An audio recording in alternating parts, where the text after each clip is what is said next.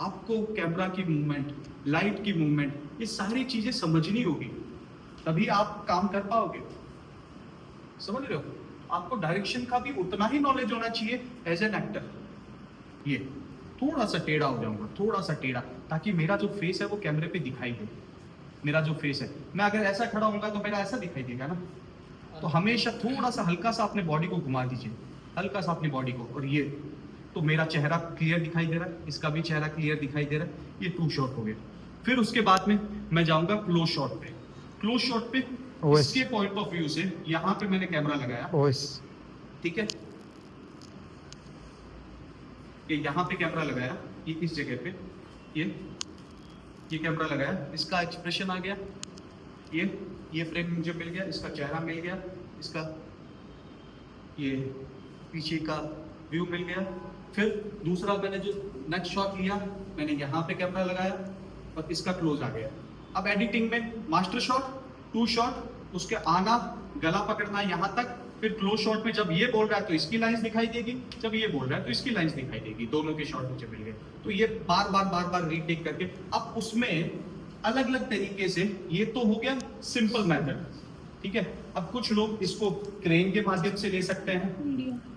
यहाँ पर मैं ट्रॉली लगा सकता हूँ। ट्रॉली में क्या होगा कि ट्रॉली में कैमरा रहेगा, वो यहाँ से ऐसे सरकते यहाँ पे आ जाएगा। ये दोनों दिखाई, फिर मैं चाहूँ तो इसका क्लोज कर सकता, फिर इधर भी लेके वो ट्रॉली शॉट में आ जाएगा। आपको कैमरा की मूवमेंट, लाइट की मूवमेंट, ये सारी चीजें समझनी होगी, तभी आप काम कर पाओगे। समझ रहे हो? आपको डायरेक्शन का भी उतना ही नॉलेज होना चाहिए एज एन एक्टर, बहुत जरूरी है, ठीक है। समझ में आया? तो उस दिन जैसे हमने ये एक मास्टर शॉट लिया था, फिर इनका क्लोज लिया, फिर इनका क्लोज लिया, फिर पीछे से एक लिया। अब डायरेक्टर अलग अलग तरह के शॉट्स बनाते हैं। कुछ लोग ये इस तरीके से लेके आएंगे इनके चेहरे पे। अब मैं मान लीजिए मैं ये कैमरे को यहाँ से घुमाते हुए ऐसे लेके आया। अब 1 शॉट जो होता है, 1 शॉट में क्या होता है कि उस पे पूरा कैमरा फिक्स नहीं रहेगा, कैमरा मूवमेंट करेगा। जैसे मान लीजिए गिम्बल पे होता है, या स्टडी कैम, जिसको हम स्टडी कैम बोलते हैं, वो यहाँ पे कमर पे, बेल्ट पे कैमरा बंधा होगा, और वो उसको यहाँ से ट्रेवल कराता हुआ वो कैमरे को इस तरीके से लेके आएगा। यहाँ से यहाँ पे लेके आया, इधर इनका चेहरा दिखाया, जब ये बोल रहे हैं तो मैं इधर से इधर आ गया, यहाँ आ गया, फिर मैं घुमाते हुए कैमरे को पीछे लेके गया, फिर इन्होंने इसकी गर्दन को पकड़ा तो मैं यहाँ से यहाँ पे कैमरे पे फोकस कर दिया और इनके क्लोज पे चला गया। ये स्टडी कैम, उसको 1 शॉट बोलते हैं। कई ऐसी फिल्में भी है जो 1 शॉट बनी है, बहुत सारी फिल्में, मैं आपको रेफरेंस भेजूंगा। ये सब टीवी सीरियल में ज्यादा देखता हूँ, ऐसा कैमरा वो राउंड ट्रॉली बोलते हैं उसको राउंड ट्रॉली बोलते हैं। Round trolley in the sense कि आपके चारों तरफ ट्रॉली लगेगी और कैमरा पूरा राउंड लेगा, बीच में रहेंगे ना, आप बीच में खड़े रहेंगे, चारों तरफ ट्रॉली लगेगी। वो राउंड ट्रॉली शॉट बहुत कम यूज होते हैं, mostly half trolley shot use होता है। ट्रॉली शॉट यूज होता है कि वो कैमरा यहाँ से ऐसे पैन होते हुए यहाँ पे आया। लेकिन आपको वो डायरेक्शन का नॉलेज होना चाहिए, आपको पता होना चाहिए कौन से लेंस का यूज कर रहे हैं। 35 है, 50 mm है, 125 है। तो जो लेंसेज हैं उससे आपको पता चलेगा कि हाँ 35 मतलब क्लोज लगा रखा है, 50 है मिड क्लोज है, 125 है मास्टर शॉट है। मतलब अलग अलग तरह के जो लेंसेज हैं आपको उनका नॉलेज होना बहुत जरूरी है। कितने नंबर लेंसेज लगाया है, कौन सा कैमरा है, क्लैप, अगर वो क्लैप लगा रहा है, कई बार ऐसा है।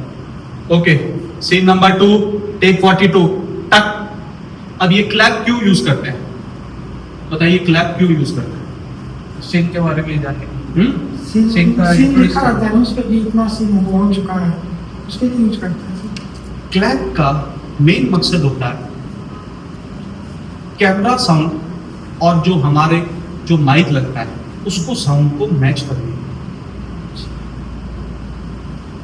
क्लैप का मेन मकसद जो होता है वो कैमरा साउंड और माइक साउंड दोनों को मैच करने के लिए,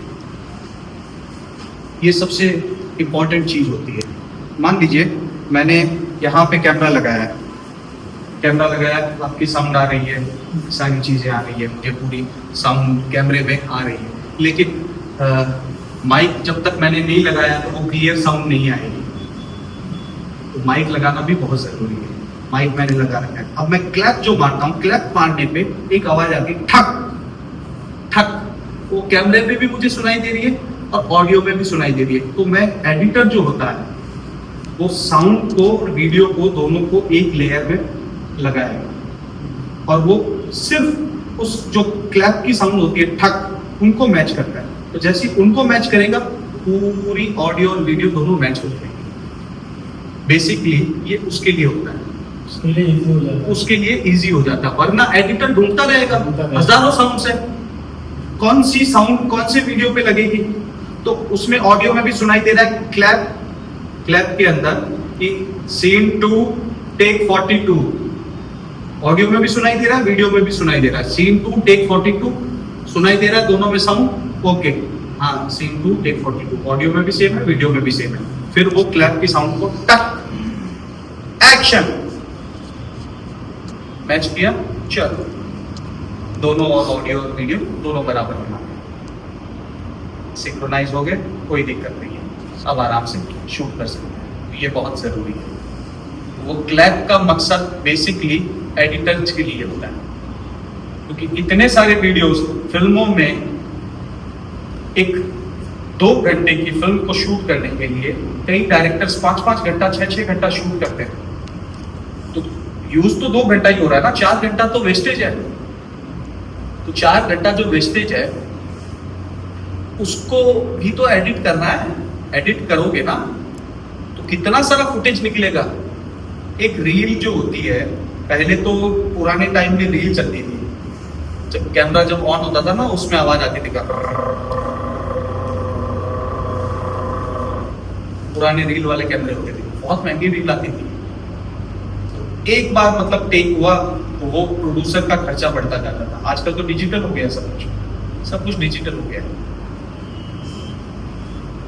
कि नहीं? ठीक है, चलो सीन करते हैं।